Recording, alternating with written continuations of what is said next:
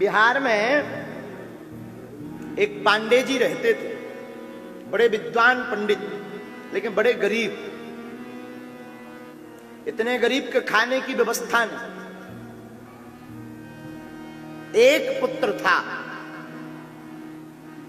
एक, उसको जैसे तैसे पुरोहित कर्म करके बालक को पढ़ाया लिखाया। वो बालक IAS ऑफिसर बन गया, कलेक्टर, एकदम डायरेक्ट। तो जब इसकी ज्वाइनिंग होनी थी तभी माताजी का निधन हो गया। तो 2-3 दिन के लिए तो आया, नौकरी के चक्कर में फिर नहीं आया। 3-4 साल बीत गए। पिताजी की दशा एकदम दीनहीन, गरीब ब्राह्मण भिक्षा मांगकर पेट पालते थे। एक दिन पिताजी ने सोचा बेटा के पास मिलने जाना चाहिए, तो किराया उधार उठाकर वही धोती फटी सी और हाथ में एक थैला लिया, एक कमंडल लिया, वही रामनामी माला लेकर के और बिहार के शहर में अपने बेटा को मिलने, जो कलेक्टर था, उसको मिलने गए। दरवाजे पर सिक्योरिटी गार्ड ने रोक लिया। तब इन्होंने बड़ी किन्नत मिन्नत करके कहा कि आपके जो कलेक्टर महोदय हैं वो हमारा बेटा है। और आज के बेटों के, ऐसे बेटों की क्या कहें, कई बार हमें लानत आती है। वह बालक बड़े बड़े अफसरों के बीच में बैठकर हंसी मजाक पार्टी कर रहा था। तो सिक्योरिटी गार्ड ने जब ब्राह्मण जी की दशा देखी तो लगा कि सच में ये लग तो रहे हैं। हाथ पकड़ के अंदर लाए और कान में आके कहा, साहब आपके जो है पिताजी आए हैं। और पिताजी तो फटी धोती पहने। बालक ने फटी धोती देखी।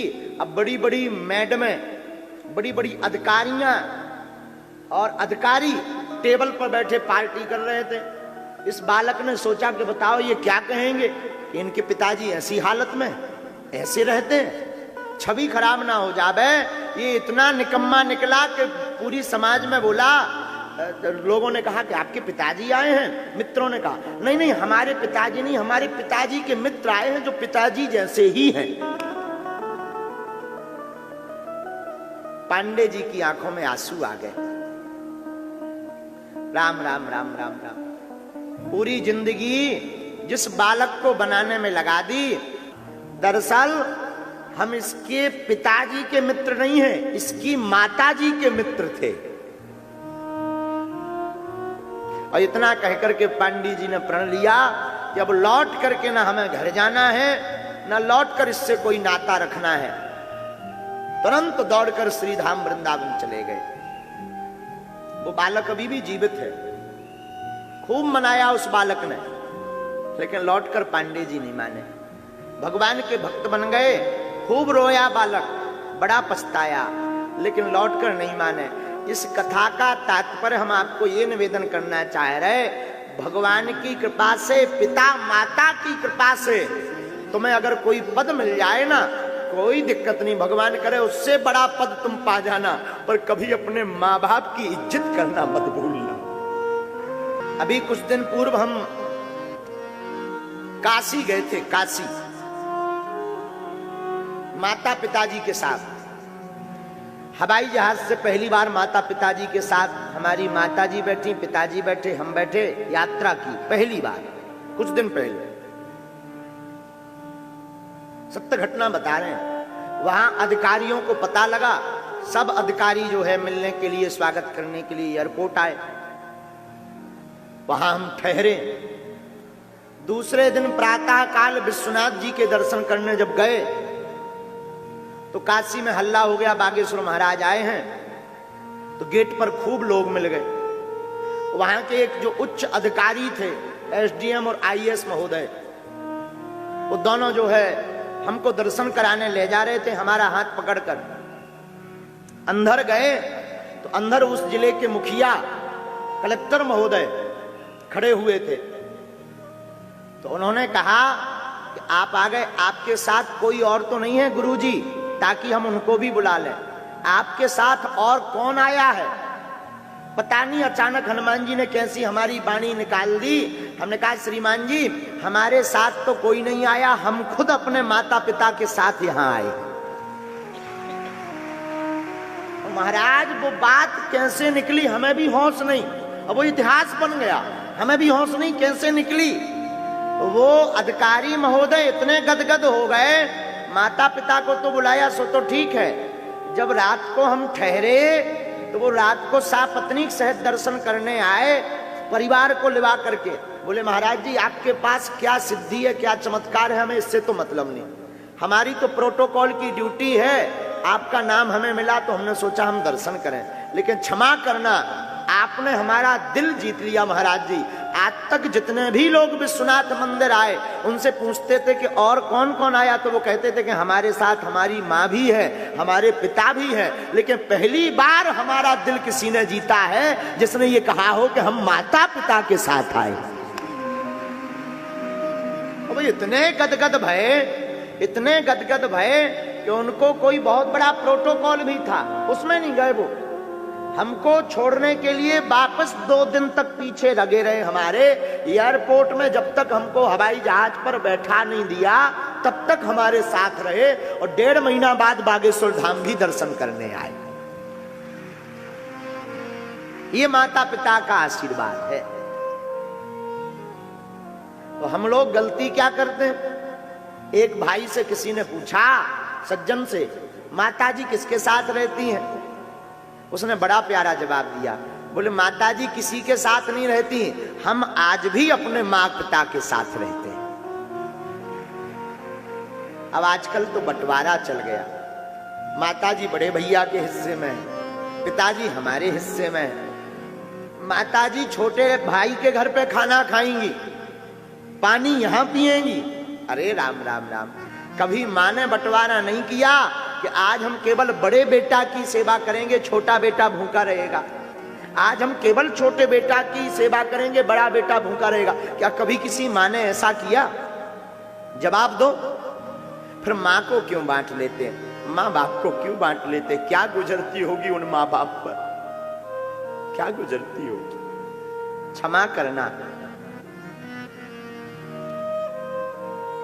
भारत में अगर बेटियों को माता पिता के रखने की जिम्मेदारी होती तो आज पूरे भारत में एक भी वृद्धाश्रम नहीं होता। लेकिन वही बेटियां जब किसी घर में बहू बनकर जाती और वो बहू सास ससुर को माँ बाप मान ले, तब भी भारत में एक भी वृद्धाश्रम नहीं होगा।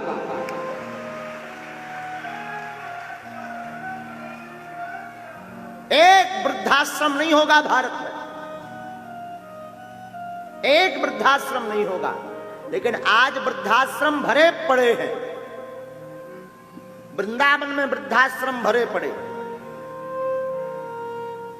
बड़े बड़े शहरों में कोई न्यूज निकली थी, हमें याद है, लड़का अमेरिका में कोई कंपनी में सीईओ बन गया, माताजी मर गई और कोई है नहीं भाई बहन, तो पड़ोसियों के अकाउंट में रुपया भेजकर कहता है हमारी माताजी का संस्कार करा देना, हम नहीं आ पाएंगे। और दिल्ली में कोई घटना घटी थी, 1 माह बाद जब दुर्गंध आने लगी कमरे से, तब पड़ोसियों ने पुलिस को फोन लगाया, तब खबर लगी कि 1 माह पहले ये शरीर में माताजी थी वो मर गई। हम क्षमा मांगेंगे आपसे, बड़े बनो, भगवान करे ईश्वर आपको इतना बड़ा बनावे कि आपसे बड़ा दुनिया में कोई ना होवे, पर इतने बड़े मत बनना कि माँ बाप से बड़े बन जाओ। जहां जाना माँ बाप को लेकर जाना। और आज तक जो माँ बाप पर तुमने भूल की सो हो गई, कोई दिक्कत नहीं। आज जो जो कथा सुनकर जा रहे, घर जाना, माँ बाप को प्रणाम करके एक बार क्षमा जरूर मांग लेना, एक बार मांग लेना, एक बार मांग लेना। कुछ नहीं बिगड़ेगा, कुछ नहीं बिगड़ेगा। माँ बाप गदगद होकर के इतनी दुआएं देंगे तुम्हें, इतना लाड लड़ाएंगे, इतना लाड लड़ाएंगे कि पूरी दुनिया की खुशी तुम्हें आज ना मिल जाए तो हमारा नाम बदल देना। आज जाकर तुम प्रणाम जरूर करना अपनी माँ को। सासू माँ हो, ससुर जी हो, जो भूल हो गई सो हो गई, हम क्षमा मांगते। देखना तुम्हारा घर कल से ही मंदिर बन जाएगा। और तुमको ये दरबारों में आने की, कलेश शांति की, ग्रह शांति की पूजा, टोटका, उपाय, ये सब तुम्हें करने की आवश्यकता नहीं पड़ेगी। माता पिता की पूजा ही तुम्हारे लिए उपाय होगा।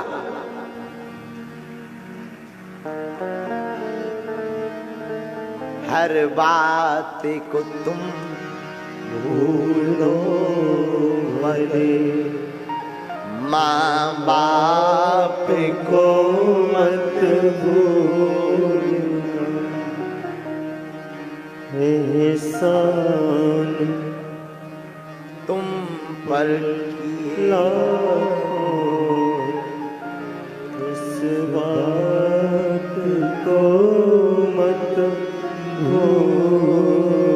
माँ बाप के एहसान तुम पर इस बात को मत भूलना, हर बात को तुम भूलो माँ बाप को मत भूलना। और ज्यादा कहेंगे तो हम डूब जाएंगे, फिर कथा नहीं बोल पाएंगे, हमारा चित्त यहीं चिपक जाएगा।